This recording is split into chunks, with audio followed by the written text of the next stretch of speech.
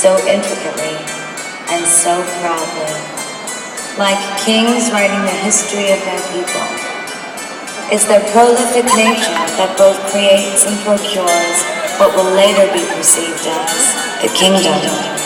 So, the real truth about Lady Gaga fans, my little monsters, lies in this sentiment.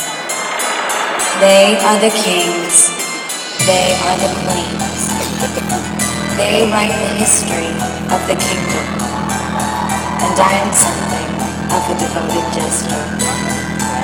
It is in the theory of perception that we have established our bond, or the lie, I should say, for which we kill.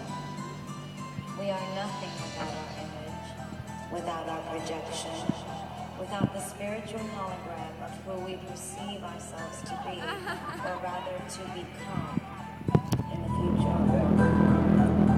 When you're lonely, I'll be lonely too.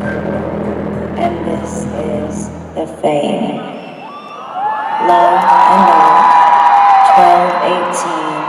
12/18/1974, Lady Gaga.